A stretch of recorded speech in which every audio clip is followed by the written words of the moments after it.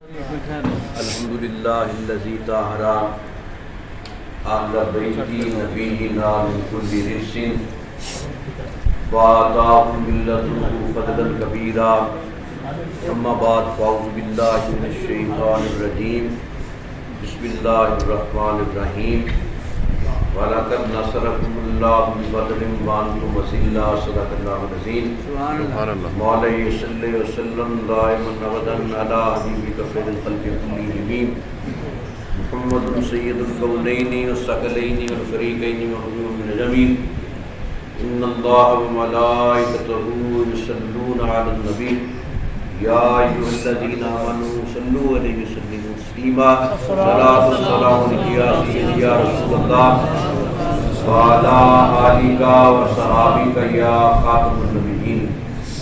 حاضرین معظم، اللہ رب العزت کی پاک بارگاہ میں التجا ہے خالق کریم جمعہ المبارک کی ہم سب کی حاضری اپنی پاک بارگاہ میں قبول فرمائے۔ اللہ رب العزت نے ہم گناہ گاروں پر لطف و کرم کا نزول فرمایا کہ رمضان المبارک کا عظیم المرتبت اور عالی شان جمعہ المبارک ہم سب کو عطا فرمایا۔ یہ وہ مبارک پاکیزہ نورانی طیب و طاہر ایام ہیں جو اللہ کی رحمتوں برکتوں اور مغفرت کی نعمت سے سرشار ہیں، لیکن ان دنوں کو اللہ رب العزت نے مبارک ہستیوں کے ساتھ پاکیزہ ابواب کے ساتھ ایسا منسوب فرمایا کہ میرے بندے میری بارگاہ میں ان ہستیوں کا، ان دنوں کا، ان برگزیدہ ابواب کا واسطہ پیش کرے، میں ان پر مزید کرم فرماؤں، میں رحمت کے دروازے کھول دوں، انوار و تجلیات کا ظہور فرماؤں۔ آپ دیکھیے کہ 10 رمضان المبارک کا جو دن ہے، ام المومنین حضرت سیدہ خدیجہ الکبریٰ رضی اللہ تعالیٰ عنہا آپ کا یوم وصال کا دن۔ خدیجہ الکبریٰ آپ کی وہ عظیم شخصیت ہے کہ پوری کائنات میں اللہ رب العزت نے نبی کریم صلی اللہ علیہ وسلم کی نسبت اور محبت کی وجہ سے آپ کو طاہرہ کا لقب عطا فرمایا، اور میرے آقا کریم صلی اللہ علیہ وسلم آپ نے خود یہ فرمایا کہ جب لوگوں نے مجھے جھٹلایا خدیجہ نے میری تصدیق کی، جب لوگوں نے مجھے محروم کیا خدیجہ نے اپنے مال کے ذریعہ سے میری مدد کی، نصرت و امداد کا اظہار کیا، اور اس کائنات میں سب سے پہلے مسلمان بننے والی اگر کوئی ہستی ہے وہ خدیجہ الکبریٰ کی پاک ذات ہے۔ قرآن سننے والی، نماز پڑھنے والی، دین اسلام پر، پیغمبر اسلام صلی اللہ علیہ وسلم پر احسان کرنے والی اگر کوئی پاک ہستی ہے وہ ام المومنین خدیجہ پاک کی ذات ہے۔ آپ کو اللہ نے وہ عظیم شان اور رتبہ عطا فرمایا کہ اس وقت آپ کا اتنا عزت و عظمت کا ڈنکا بجتا تھا، مال کے اعتبار سے، حسب و نسب کے اعتبار سے لوگ آپ کو قدر و منزلت کی ایسی نگاہ سے دیکھتے تھے، پوری کائنات میں اس وقت اہل عرب میں آپ کی پاک بازی کو بطور مثل، ضرب المثل کے طور پر پیش کیا جاتا تھا۔ اور میرے آقا مصطفیٰ کریم صلی اللہ علیہ وسلم نے جب خدیجہ الکبریٰ کو شرف زوجیت بخشا، اس وقت خدیجہ الکبریٰ کی عزت و عظمت میں ایسا اضافہ ہوا، اللہ نے ایسی مہربانی فرمائی، آپ نے خواب میں دیکھا کہ بعض روایات میں آتا ہے چاند، بعض میں آتا ہے کہ سورج آپ کی جھولی میں اتر آیا۔ آپ نے اس کی تعبیر ورقہ بن نوفل سے پوچھی کہ اس کی تعبیر کیا ہے؟ ورقہ بن نوفل نے محبت کا اظہار کیا، ساتھ ہی یہ کہنے لگے اے خدیجہ تمہیں مبارک ہو، تم کائنات کے والی و مختار محمد عربی کے نکاح میں آؤ گی، اس سے بڑھ کر تمہارا شرف کیا ہوگا۔ اور خدیجہ الکبریٰ کا ایک لقب صدیقہ بھی ہے، ایک لقب طاہرہ بھی ہے۔ آپ کی وہ عزت و تکریم ہے کہ میرے آقا مصطفیٰ کریم صلی اللہ علیہ وسلم آپ کا اتنا احترام فرماتے تھے، اور خدیجہ الکبریٰ آپ خود فرماتی ہیں کہ جب خاتون جنت حضرت سیدہ فاطمہ الزہرا کا نور مبارک میرے بطن اقدس میں منتقل ہوا، میں روزانہ جنت کی خوشبو سونگا کرتی تھی، روزانہ زمین پر رہتے ہوئے، فرش زمین پر رہتے ہوئے مجھے جنت کی خوشبو آتی، جنت کی خوشبو محسوس کیا کرتی تھی۔ اور کیا شان ہے خدیجہ الکبریٰ کی کہ آپ کی عظیم المرتبت آپ کی بیٹی فاطمہ الزہرا بھی شان والی، ماں بھی شان والی، بیٹی بھی عزت والی، اور ایسا کیوں نہ ہوتا ماں بھی توقیر والی، بیٹی بھی شان والی، جو باپ ہے وہ بھی عزت و توقیر والا. گویا اللہ نے حسب و نسب کے اعتبار سے اس خاندان کو وہ طہارت کا پیکر بنایا کہ تیری نسل پاک میں ہے بچہ بچہ نور کا، تو ہے عین نور تیرا سب گھرانہ نور کا. نعرہ تکبیر، نعرہ رسالت، پنج نعرہ پینتالیس سوا لاکھ نعرہ حیدری، نعرہ غوثیہ، آستانہ عالیہ غوثیہ قادریہ مصطفیہ. اور 10 رمضان المبارک کو جب خدیجہ الکبریٰ کا آخری وقت قریب آیا، آپ نے اپنی بیٹی حضرت فاطمہ الزہرا کو طلب کیا.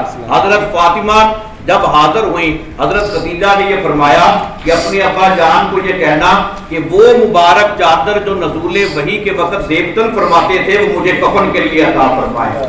آپ نے حضرت فاطمہ نے جب یہ سنا فوراً اپنے ابا جان کی بارگاہ میں حاضر ہوئی، عرض کرتی ہیں یا رسول اللہ صلی اللہ علیہ وسلم، امی جان نے یہ فرمایا ہے اور آپ اپنی چادر مبارک عطا فرمائیے. میرے آقا ابھی چادر دے رہے ہیں. فوراً آسمان سے جبریل علیہ السلام حاضر ہوئے، عرض کرنے لگے آقا اپنی اس چادر کو سنبھال کر رکھیے، اللہ کا یہ حکم ہے. خدیجہ نے اپنا سب کچھ اللہ کے اور اللہ کے رسول کے حوالے کیا. اگر خدیجہ کو کفن ملے گا اللہ کی کرم کی پوشاک کا ملے گا، اللہ اپنے دستے مشیت سے کفن عطا کرے گا. وہ کفن کیسا تھا؟ محدثین امت یہ لکھتے ہیں وہ اللہ رب العزت نے کرم کا جامہ عطا کیا، کرم کی پوشاک عطا کی، کرم کی رضا عطا کی. پھر وہ کفن حضرت جبریل علیہ السلام آسمانوں سے جنت سے لے کر زمین پر میرے آقا کی بارگاہ میں حاضر ہوئے. وہ کفن ملا، ایسا کفن ملا. کون کائنات میں ہستی ہے جس کو کفن ملے تو کرم کی پوشاک کا کفن ملے؟ جسے کفن بھیجے رب العالمین بھیجے، جس کے لیے کفن لائے جبریل امین لائے. اگر یہ خاصیت ہے تو یہ خدیجہ الکبریٰ کی خاصیت ہے. گویا آپ کی طہارت، آپ کی عصمت، آپ کی عفت اور آپ کی عزت و شان کی اور گواہی اور دلیل کیا ہوگی کہ آپ کے کفن کا انتظام بھی رب نے کیا، آپ کی محبت کا اظہار بھی رب نے فرمایا.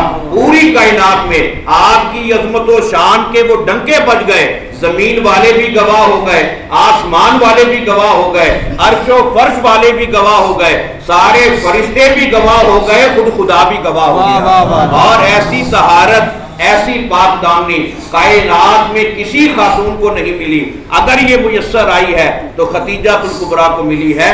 تو آج کے دور میں یہ ضرورت ہے پوری خواتین کو کہ اسوہ خدیجہ الکبریٰ کے ساتھ اپنی زندگیوں میں وہ نور، وہ اجالا پیدا کریں کہ ان کی زندگیوں سے ازواج مطہرات کی عفت و پاک دامنی کا سبق ملے. اور 15 رمضان المبارک کا دن اللہ رب العزت نے ہمیں عطا فرمایا.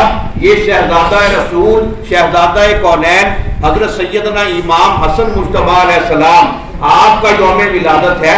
آپ کی وہ عظیم شخصیت ہے. پوری کائنات میں اگر کسی کو سینہ رسول پر کھیلنے کا شرف ملا وہ حسن مجتبیٰ کو ملا.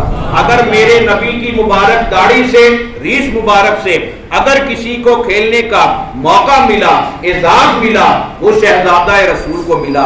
اگر میرے نبی کی پشت انور پر سجدے کی صورت میں اگر کوئی ہستی سوار ہوئی وہ حسنین کریمین کی پاک ذات ہے.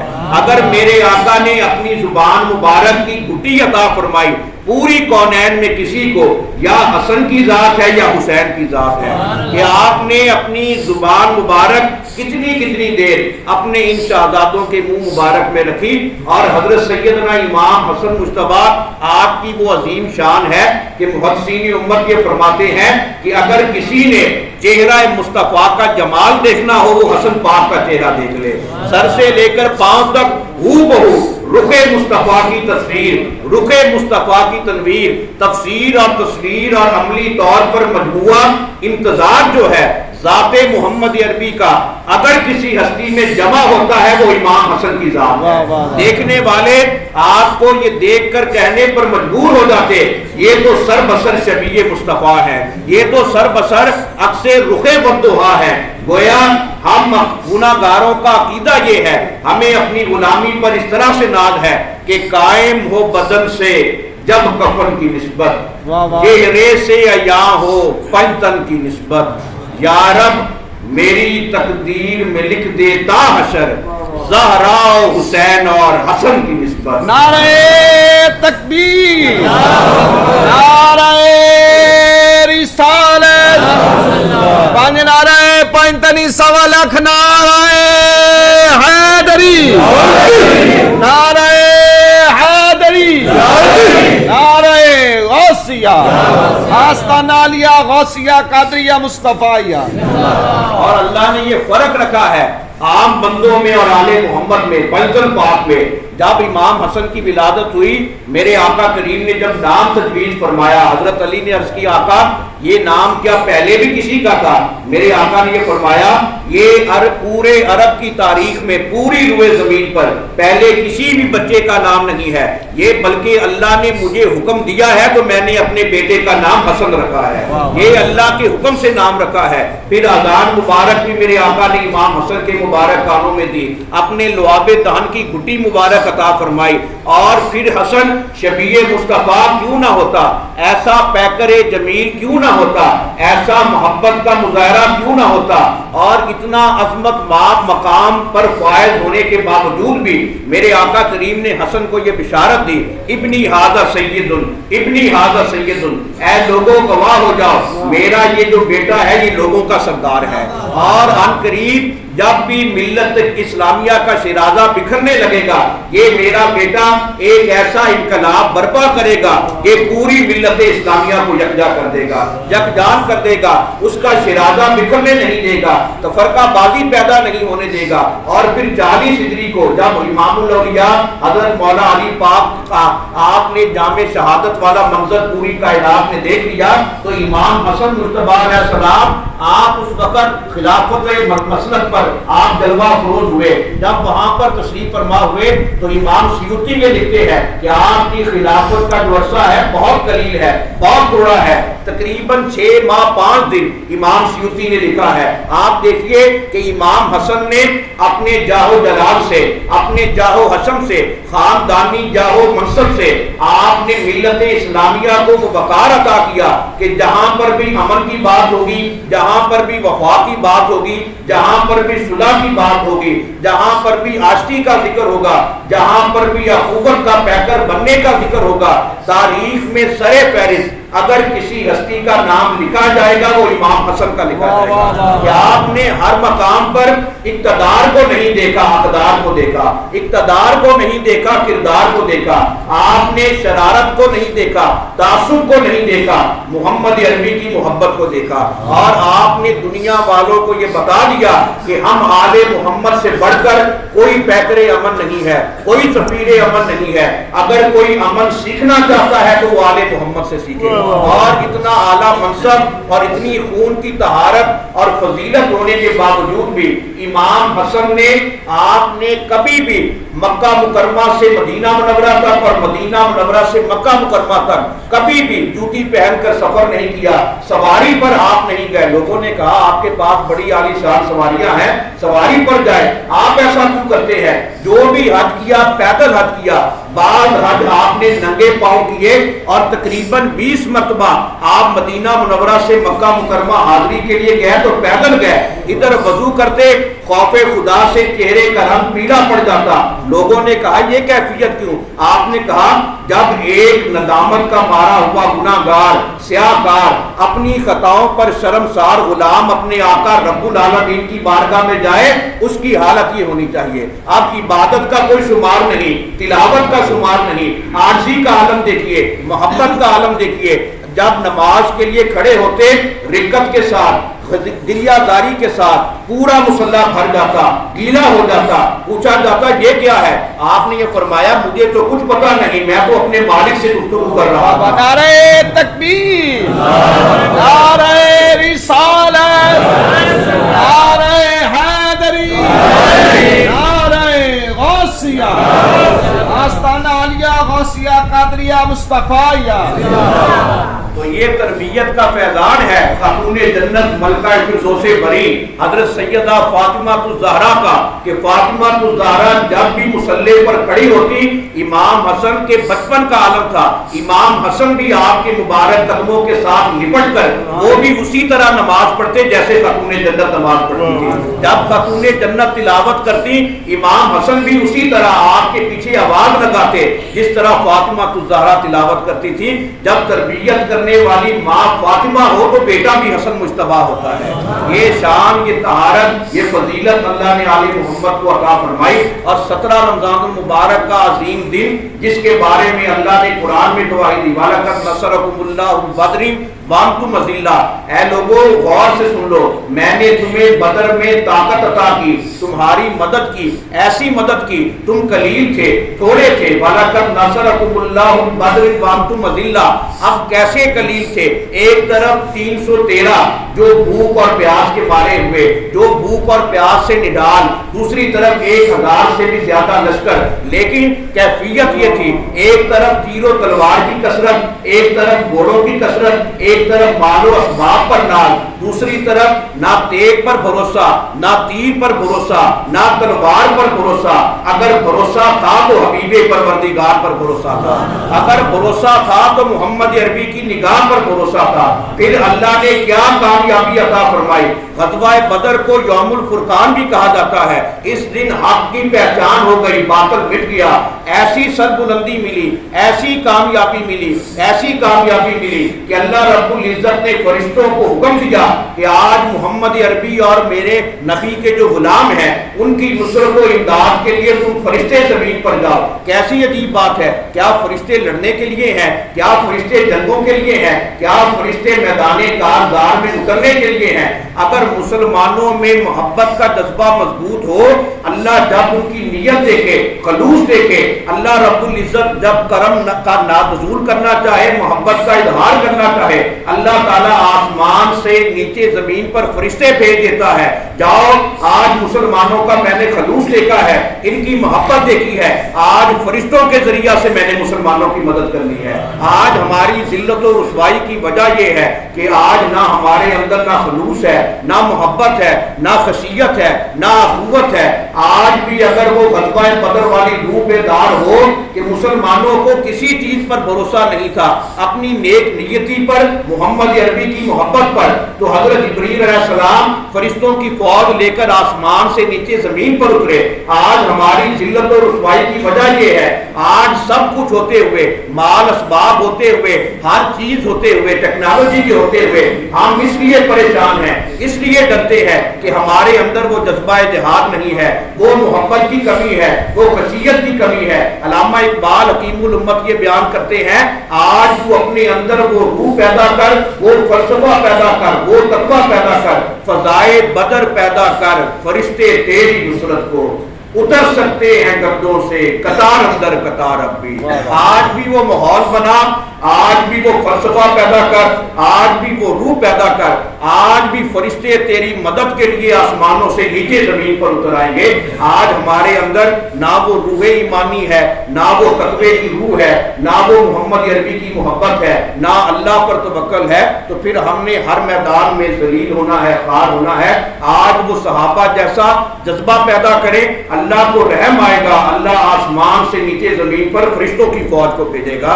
اس لیے آج کے دور میں یہ زیادہ ضرورت ہے غزوہ بدر جیسی طہارت اپنے اندر پیدا کریں، وہ صحابہ جیسی خلوص نیت پیدا کریں، اور یہ پاک ایام حضرت خدیجہ الکبریٰ ام المومنین کا واسطہ پیش کریں، امام حسن مجتبیٰ علیہ السلام آپ کی ولادت پاک کا اور غزوہ بدر کا۔ اور بزرگان دین یہ فرماتے ہیں کہ غزوہ بدر میں شامل ہونے والے جتنے بھی مبارک ہستیاں تھیں صحابہ کی، ان کے اسماء شہدائے بدر جو ہیں وہ بعض مشکلات کے حل کے لیے ایک وظیفے کی حیثیت رکھتے ہیں کہ جنہوں نے بھوک اور پیاس سے نڈھال ہو کر اپنا تن من دھن اللہ کی بارگاہ میں نثار کر دیا، اللہ نے ان کے ناموں کو بھی مشکلات کا حل بنا دیا ہے۔ اس لیے ان پاک ہستیوں کا وسیلہ اللہ کے دربار میں پیش کرنا چاہیے اور ان کی زندگیوں سے سبق حاصل کریں کہ کس طرح انہوں نے اپنا تن من دھن، اپنا اثاثہ سب کچھ دین اسلام کی ناموس کے لیے، حرمت قرآن کے لیے، عظمت و شان کے لیے، اور یہ تاریخ سے نام مٹنے والا ایسا عظیم غزوہ ہے جس پر تاریخ اسلام کو ہمیشہ یاد رہے گا۔ اس لیے ان پاک دنوں کی قدر کریں، ان پاک دنوں میں ان عظیم ہستیوں کو خراج تحسین پیش کریں، اپنے مرشد کامل کی محبت پر ناز کریں، اللہ کا شکر ادا کریں کہ اللہ رب العزت نے مرشد کامل پیر محمد مصطفیٰ گیلانی پیران پیر پوترا کی ہمیں غلامی عطا فرمائی۔ اللہ رب العزت مرشد کامل کا صدقہ ہم سب کا خاتمہ ایمان پر فرمائے، ہم سب کے ٹوٹے پھوٹے روزوں کو، نمازوں کو، مناجات کو اپنی پاک بارگاہ میں قبول فرمائے، اور مرشد کامل کا صدقہ ہم سب کی توبہ کو اپنی پاک بارگاہ میں قبول فرمائے۔ وما علینا الا البلاغ۔